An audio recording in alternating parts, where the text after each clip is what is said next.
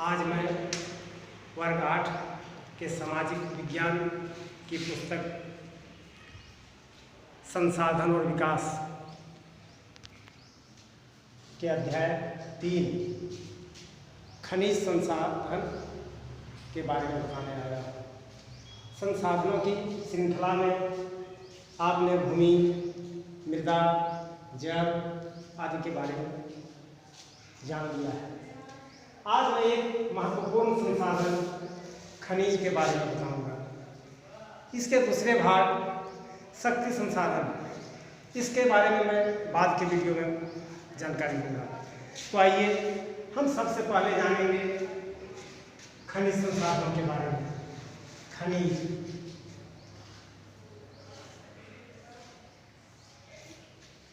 प्यारे बच्चों, खनिज शब्द खन यानी खनि जोड़ ज यानी खोद कर निकालना, इसका शाब्दिक अर्थ होता है। खनिज का शाब्दिक अर्थ होता है खोद कर निकालना। लेकिन हम लोग सामाजिक विज्ञान को पढ़ रहे हैं। खनिज शब्द का शाब्दिक अर्थ, खनिज का शाब्दिक अर्थ, खनिज का शाब्दिक अर्थ अर्थात खनिज शब्द का क्या अर्थ होता है?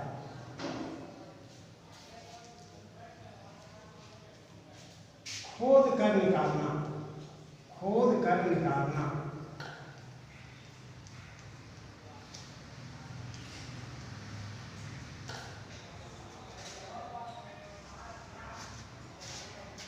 क्या इसका शाब्दिक अर्थ है? अब हम लोग यह जानेंगे कि कौन सी चीज़ें हम लोग खोद कर निकालते हैं। तो यहाँ हम संसाधन के बारे में पढ़ रहे हैं। संसाधनों की श्रृंखला में खनिज के बारे में हमें जानना है। तो यहाँ हमारा अर्थ है खनिज को धरती के अंदर से खोद कर निकालना। इसकी परिभाषा भी है, खनिज की परिभाषा।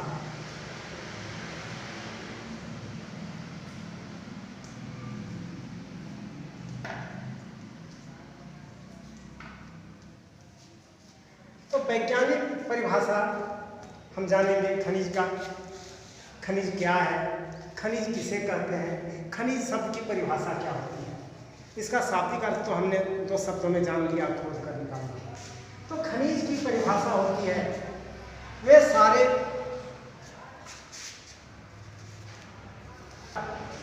जो प्राकृतिक रूप में पाए जाते हैं, वैसे सारे पदार्थ जो प्राकृतिक रूप में पाए जाते हैं उनका प्राकृतिक रूप से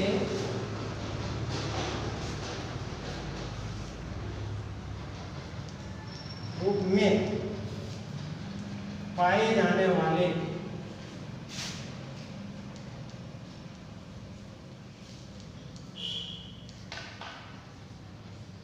वैसे पदार्थ, बहुत सारी चीजें प्राकृतिक रूप में पाई जाती हैं, लेकिन हम सभी को खनिज की संज्ञा नहीं देते। हम सभी पदार्थों को खनिज का नाम नहीं देते। प्राकृतिक रूप में पाए जाने वाले वैसे सभी पदार्थ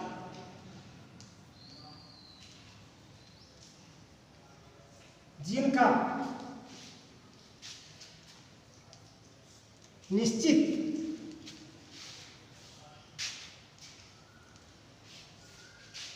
रासायनिक संघटन होता है।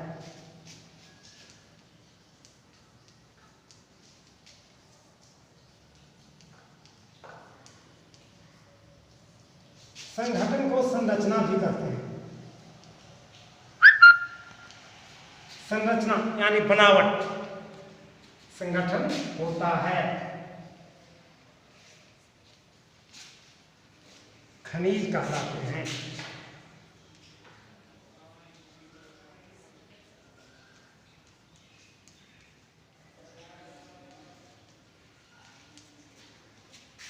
बच्चों, अब हमने जान लिया कि प्राकृतिक रूप से पाए जाने वाले पदार्थ जिनका क्या निश्चित होता है, रासायनिक संरचना निश्चित होती है, उसकी रासायनिक बनावट निश्चित होती है।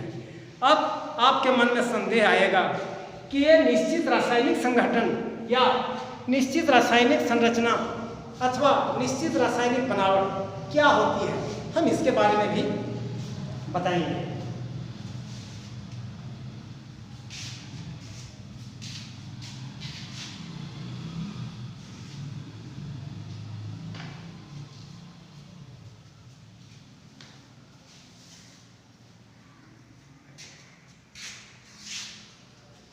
बहुत सारे खनिज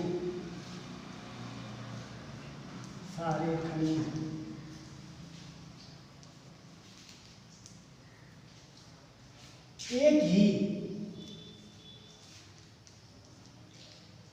तत्व के अणुओं से निर्मित होते हैं।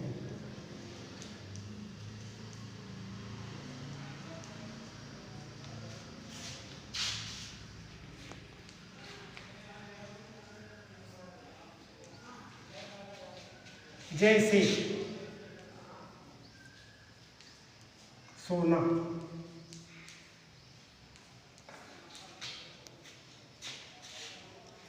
बहुत सारे खनिज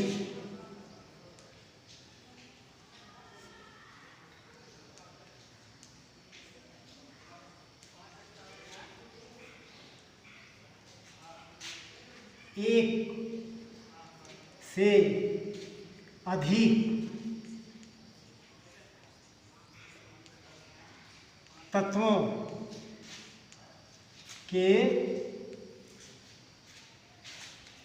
अणुओं के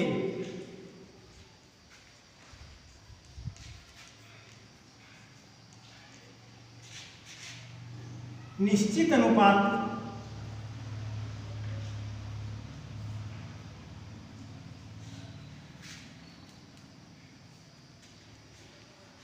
निर्मित होते हैं। इसे ही कहते हैं रासायनिक बनावट।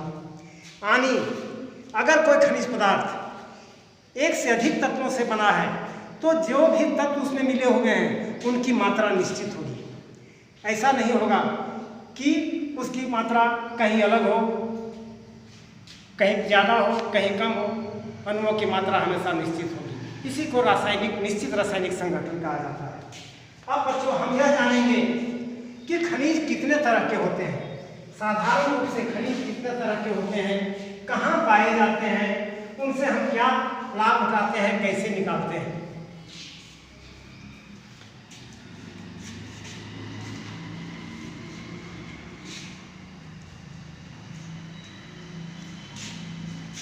प्राप्ति स्थान,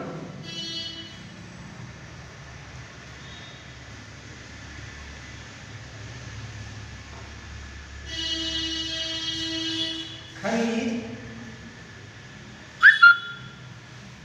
किसी विशेष क्षेत्र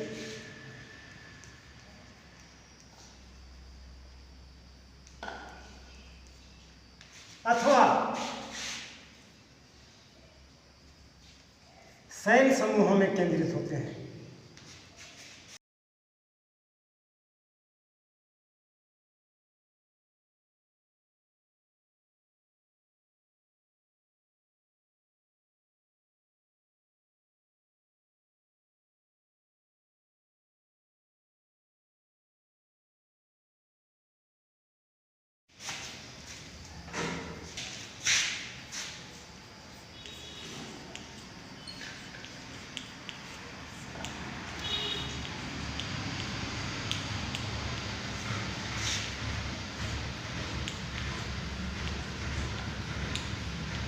यानी खनिज सभी जगह नहीं पाए जाते हैं, खास खास स्थानों में पाए जाते हैं और ये चट्टानों यानी शैलों के समूह में छुपे होते हैं।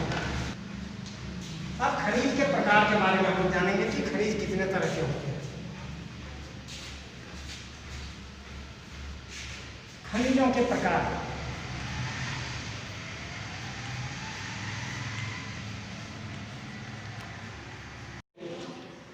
पहला धात्विक, दूसरा अधात्विक,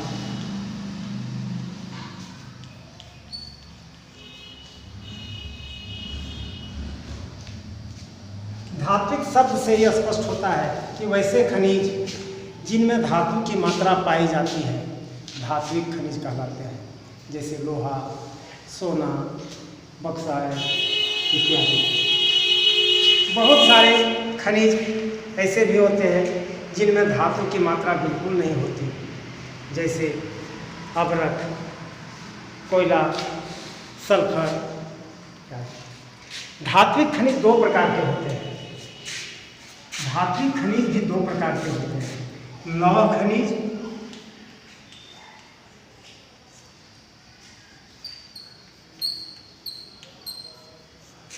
दूसरा अलौह खनिज।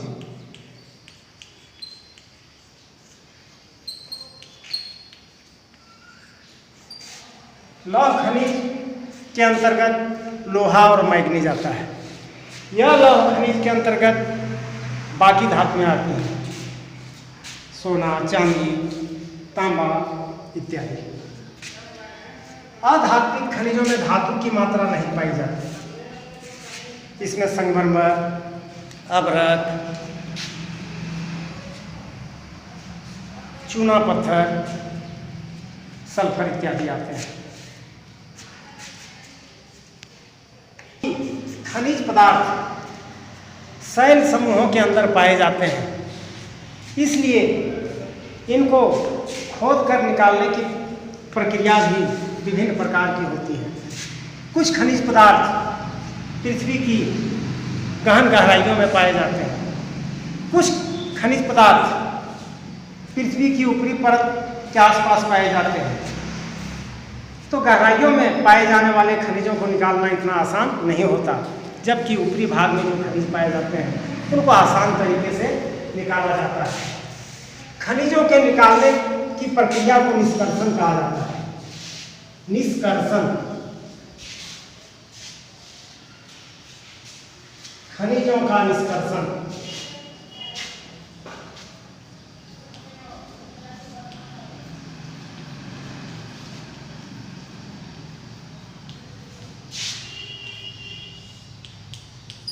यानी पृथ्वी के अंदर से खनिजों को खोदकर बाहर निकालना। मैंने बताया था आप लोगों को कि बहुत सारे खनिज पृथ्वी की ऊपरी भागों में पाए जाते हैं, अर्थात परपटी को जब हम हटाते हैं तो खनिज आसानी से निकाले जा सकते हैं। तो जो खनिज पदार्थ अधिक गहराइयों में नहीं मिलते, पृथ्वी के ऊपरी भाग में पाए जाते हैं, अर्थात पृथ्वी की ऊपरी सतह को, ऊपरी स्तर को हटाकर उनको निकाला जा सकता है, तो वह तरीका जो लगाया जाता है, आसानी से खनिज को निकाला जाता है। पृथ्वी की परपटी को हटा दिया जाता है, खनिज को खोद कर निकाला जाता है, उसको विवरित खनन कहते हैं। विवरित खनन।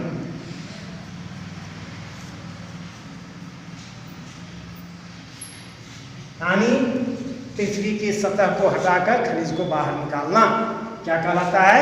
विवरित खनन कहलाता है। दूसरा,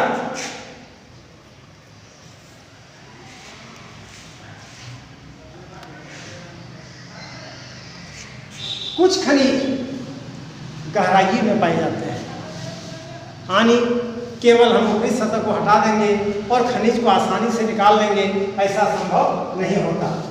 इसके लिए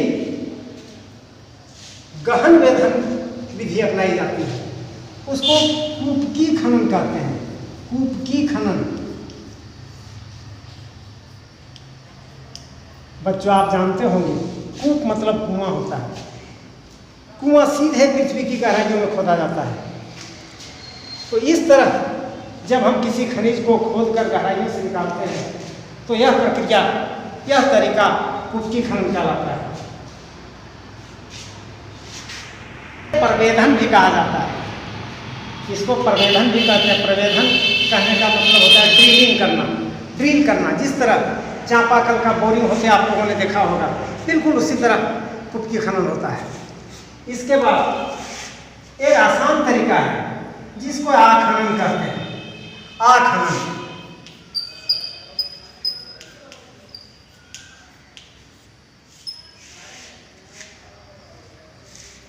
कोई खनिज पृथ्वी के सतह के बिल्कुल निकट पाया जाता है, यानी सबसे ऊपरी परत को ज्यों ही हटाते हैं खनिज नज़र आने लगता है, तो उसमें भी क्या करते हैं, सतह को हटा देते हैं, खनिज को निकालना शुरू कर देते हैं। यह प्रक्रिया आखनन कहलाती है। तो बच्चों, आज आप लोगों ने खनिज क्या है, खनिज कहाँ पाए जाते हैं, खनिज कितने प्रकार के होते हैं, खनिज किन तरीक़ों से निकाले जा सकते हैं, इसके बारे में हमने जाना। अब मैं अगले पाठ में आप लोगों से जब रूबरू होऊंगा तो मैं बताऊंगा कि खनिज के क्या उपयोग हैं, हमारे देश में कौन से खनिज कहाँ कहाँ पाए जाते हैं। धन्यवाद।